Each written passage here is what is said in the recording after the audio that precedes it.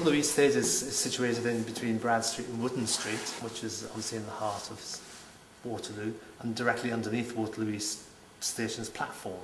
And we've been developing this arch for the last, since March, to get it up and running as a theatre. The good thing is that we are accessible to the tubes. We're on incredible footfall here. And I mean, that's one of the reasons why, again, like I said to you, we turned the whole thing around, that was the front entrance. Even though we don't have a postcode for that front entrance, it was because people walk past. It's been really weird, all the old neighbours knocking, I live in Rupert Street, or I live in here, and I go, oh, great. And we're a non-profit theatre, so we have to be part of the community, which we are going to be and want to be. We want them to be, you know, this to be their little theatre as well as ours. It's great to get people, volunteers come in, you know, like locals and things like that to make them part of it, you know. And also, we hope it'll be affordable as well, well, it will be affordable.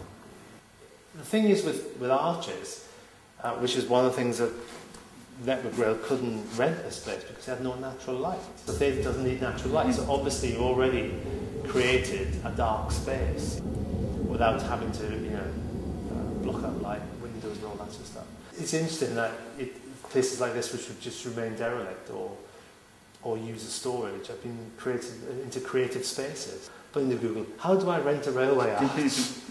And it came up spacious, and they came up with all these lists of stuff, you know, and I rang them up and I came in to see this. You know, first as soon as I walked through the door, I knew this could work, there's no question. Because they had nothing, absolutely nothing in here. We had to, obviously, there's drainage underneath the floor, but we've had to put the toilets in, we put the electrics in. So, you know, it was a big challenge, really, because, I mean, some of the places, you know, because the railway arches are not designed for people to operate in, or play in, or, you know, offices, right? And so it's always been trying to get services on, like, you know, Thames Water, putting water into a place which doesn't have a postcode. They say we signed the lease on 2nd of March, work started on the 7th, and here we are now, what, the 20th of May, and we're nearly there. It'll be hopefully around about 120-seater theatre, which will have a variety of theatre, cabaret, comedy, music nights, and any sort of other entertainment that we can have here. We're going to do some test stuff over the summer, but the actual launch will be from September. We have a programme which we're putting together now for the launch in September, and that'll be a variety of plays and musicals. That'll take us right through until January 2011. But over the summer we are going to be testing the space out, so we will be doing some small things which will be advertised, and hopefully some public will come along and have a look. What's happened since we had the banners put on the door is that the mailing list has already got over 600 people on the mailing list from just one page, which is out there, and there's been no advertising, nothing done, and I'm assuming a lot of that has come from people walking past as commuters and whatever.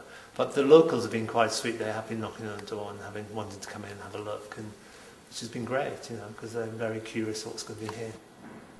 It's becoming a bit of a new cultural quarter. I mean, we've got the Old Vic, we've got the Young Vic, you've got the other theatres like the Union and everything. But I think there is a whole new cultural environment happening in Waterloo, and I think this because of the people who live here. They are very creative and very cultural, aware of what's going on in the entertainment world. If they're saying, why doing it this current climate? And then you say, well, why not? What other climate can you do it in? People still have to be entertained, or they still want a bit of enjoyment. And hopefully we can offer that enjoyment for a much cheaper price than them going into the West End. It's like in any business venture, when is the right time to do something? You know, there is a market for people for theatre and stuff like that, and people want to see. I mean, that's what's happening in the West End. People are still buying tickets to go and see shows, even though we're in the worst recession ever. I've been performing since I was 7½. I've been all over the world travelling and performed in the West End, on television and films. I stopped performing around about 1990 when I embarked on producing shows, and I've produced very successfully for the past nearly 20 years. So I've been a performer, I've been a producer, now I'm a theatre owner, which I think was quite a nice sort of journey, really.